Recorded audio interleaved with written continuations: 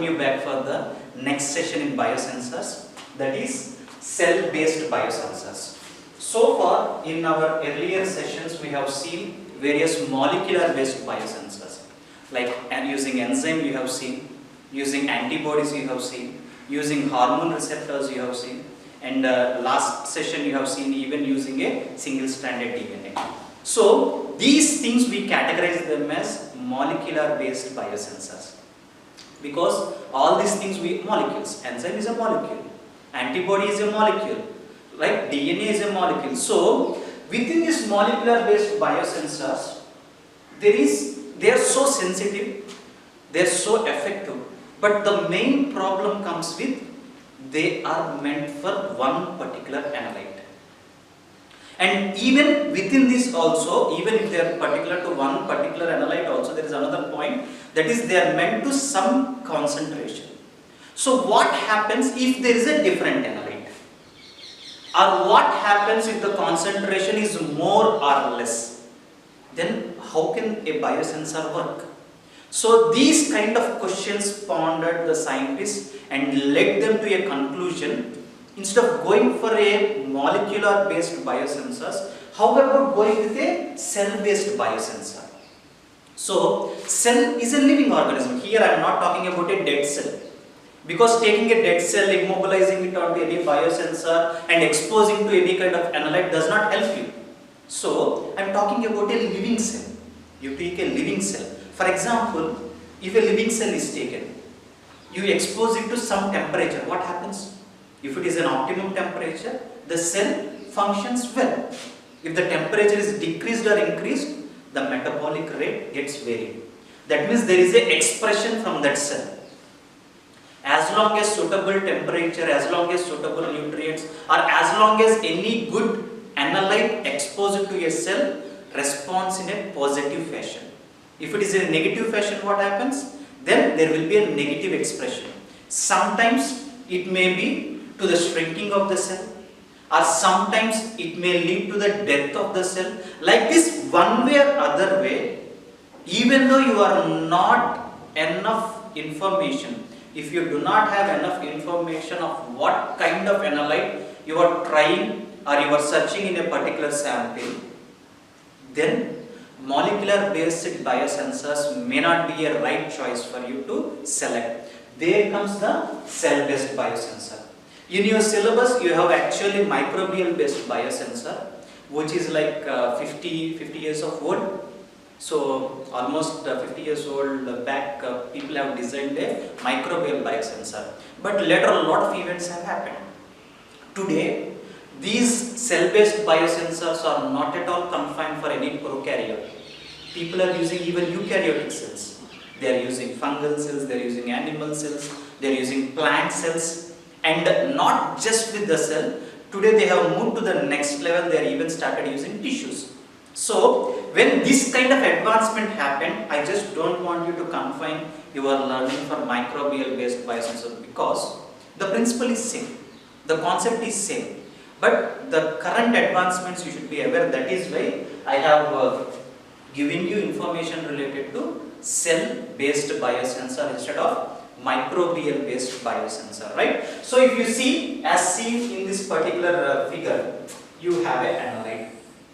Either it is a known analyte or you are not aware of this analyte, doesn't matter, there is an analyte. So in most of the cases these cell based biosensors are used when you are not aware of what kind of analyte is this. So when you expose this analyte to a living cell, what happens? For example, if a person is suffering with fever, he has taken a paracetamol, then what happens?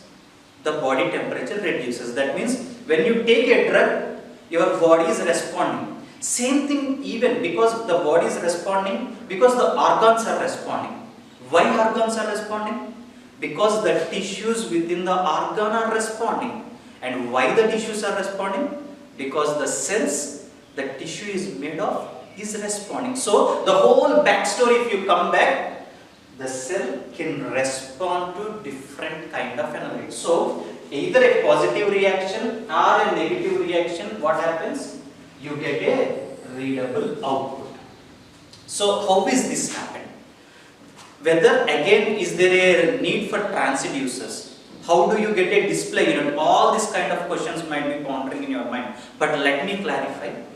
Here there is a lot of advancement happened in cell-based biosensors. There are certain biosensors in this category where a transducer is used. Transducer is definitely required just like any molecular based biosensor, but there are other sensors where you do not require any kind of transducer. You do not require any kind of readable display kind of thing. Any digital display or any kind of display is not required because the cell itself acts as a thing. Because in these kind of conditions what happens is, not every time in cell-based biosensors, you go for genetic engineering.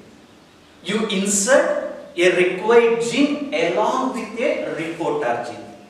It might be a gene which is responsible for producing luciferase, or it might be a gene responsible for producing green fluorescent protein. Then what happens?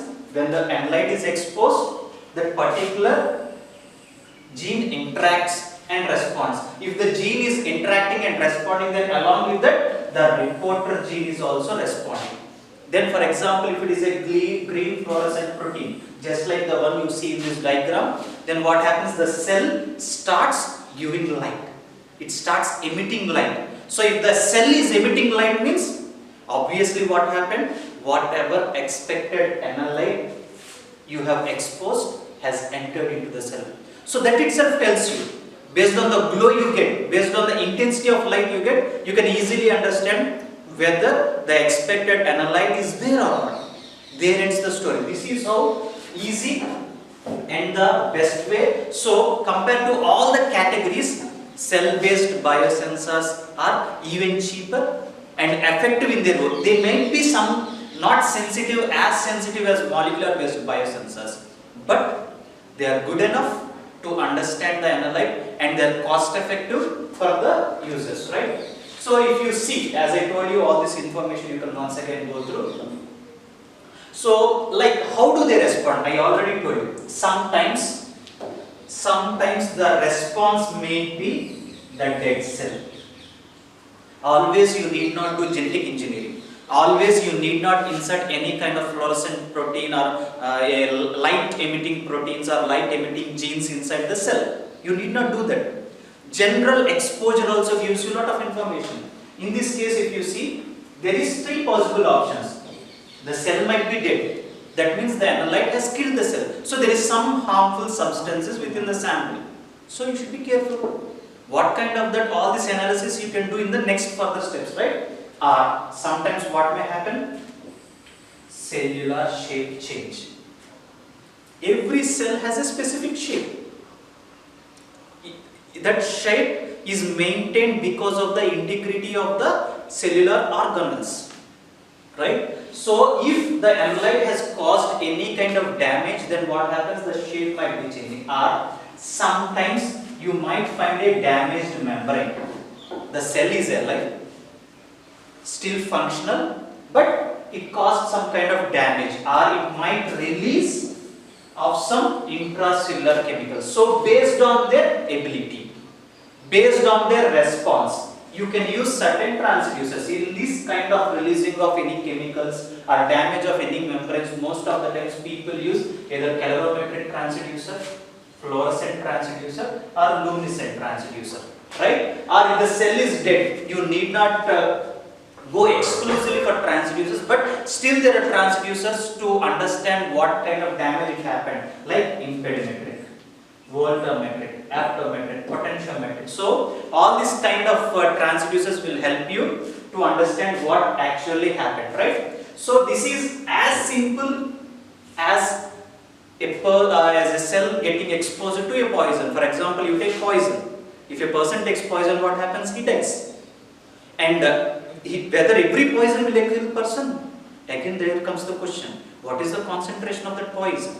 How much quantity he has taken? Same kind of concept you can even see here. If it is a toxic substance, the cell dies. At what concentration the cell is dying? at what concentration that particular toxin is creating damage. Every analyte need not be a negative. Sometimes they even may increase the cell proliferation rate. That means it is giving a positive impact. So the growth rate is increasing, the growth rate is enormous, the cell number might increase. So when the signal, don't imagine or don't confine yourself, when you see the cell does not always respond in a negative way. There might be positive effect of analyte or there might be a negative analyte of effect. So all these things you need to understand before you start designing these cell-based biosensors. So here I am giving you one more nice example. For example, you can take cancer cells. So what is the difference between a regular cell and a cancer cell?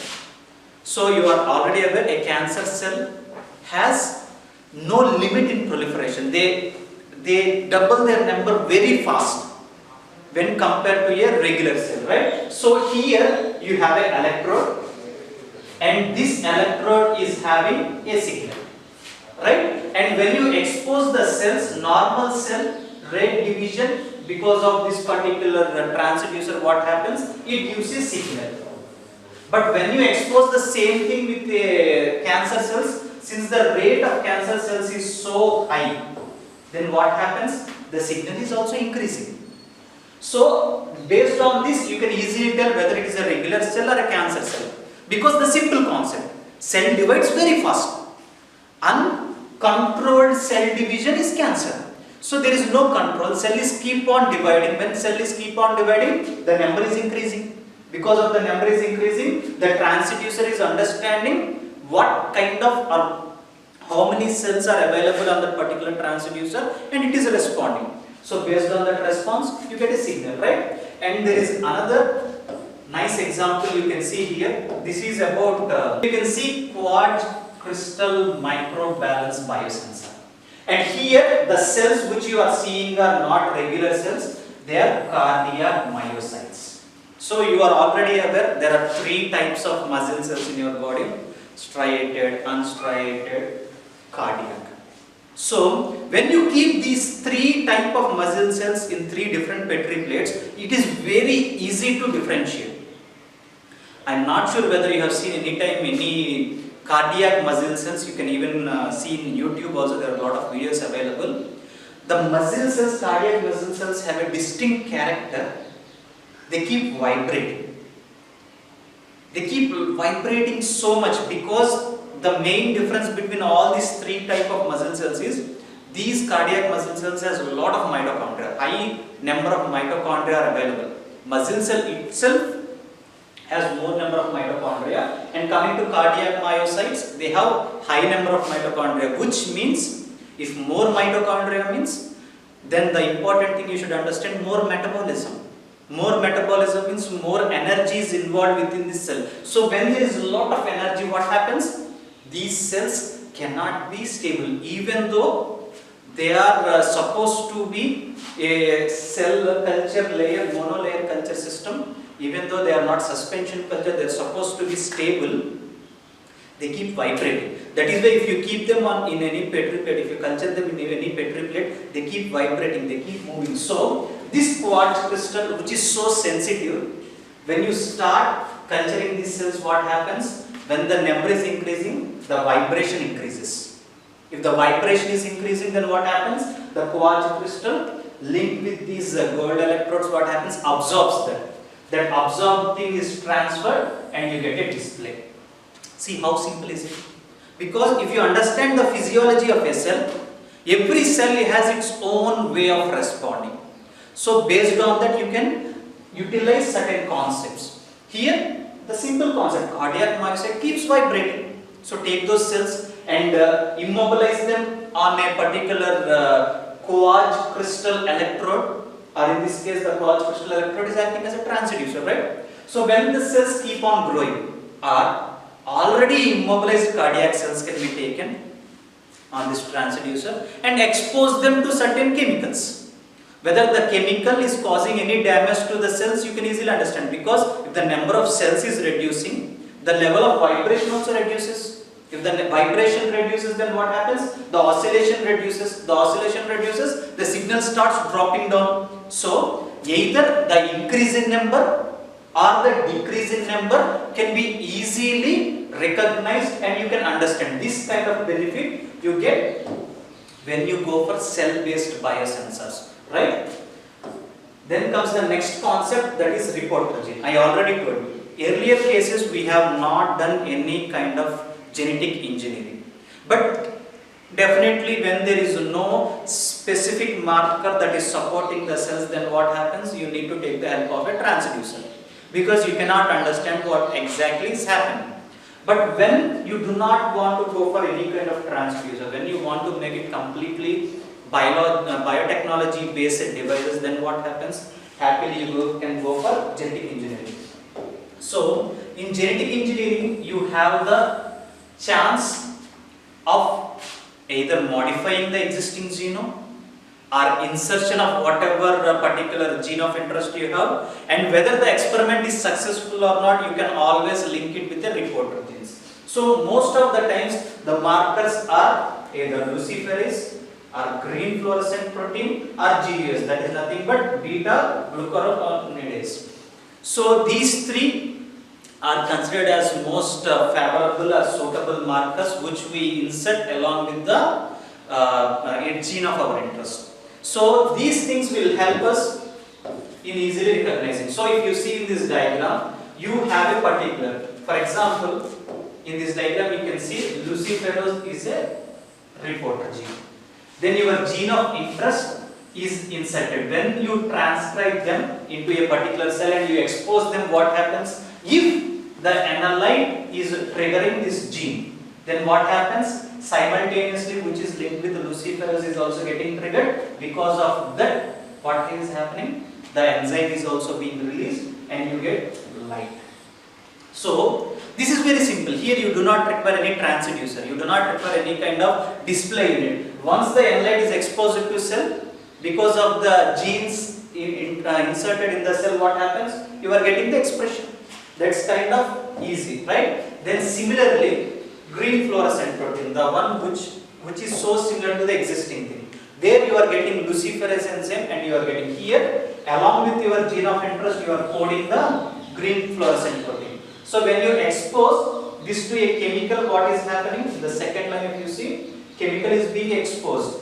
Then the gene of interest, along with the gene of interest, you are also having the green fluorescent protein. Because of that, you get the glow. See, living cells, just a living cell, you expose it, and the beauty of it is if they are not harmful, if they are not so toxic to kill the cell, then what happens?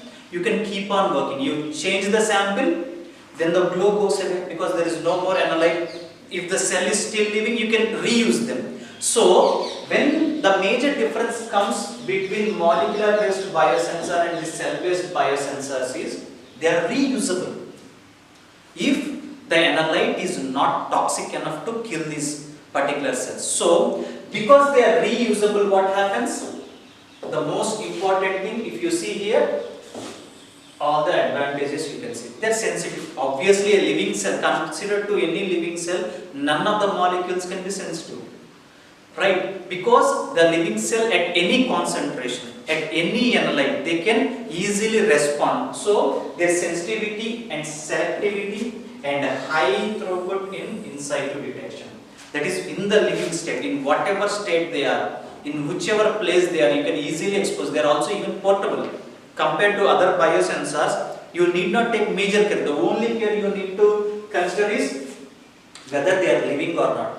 What kind of conditions are required to make sure they are living. So, and the another, see, every concept or every equipment or every technology you look into, there will be obviously advantages and disadvantages. So far I said so many advantages. Coming to disadvantages, since it is a living cell, it contains a lot of enzymes. So sometimes the response, since the state is dynamic, a living cell responds dynamically. You cannot estimate what happens in the next step.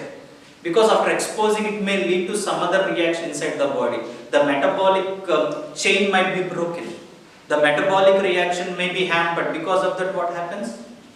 You might get a different response than what you expect. So you should be ready to understand whatever response is coming. Then sometimes time taken, because the analyte concentration may not be sufficient enough, but definitely the response comes. For a molecular based biosensor, if it is taking around 30 seconds or less than 30 seconds, this might take around 2 to 10 minutes. But the point is, the analyte and the biological recognition unit is specific, fixed. You cannot go for a different thing. But here, you can go for a different thing. That is why, along with a lot of advantages, there are certain disadvantages also. So I have collected this information from all these sites. You can also refer them, you can also go through, and you can also gain a lot of knowledge. And these are the model questions. You can understand how to answer these things by going through my video once again. And I hope you understood the bioreceptors, all we have discussed in the last couple of series. So biocatalysis based biosensor, bioaffinity based biosensor, and cell based biosensor. The main three categories that we have looked so far are being used either individually or sometimes as a hybridization. What I mean in hybridization is as a hybrid model. So either you take one or you take 2-3 models together. There are a lot of biosensors available in the market which people are using for various applications. I recommend you to go through all that literature also available, and good luck. Thank you.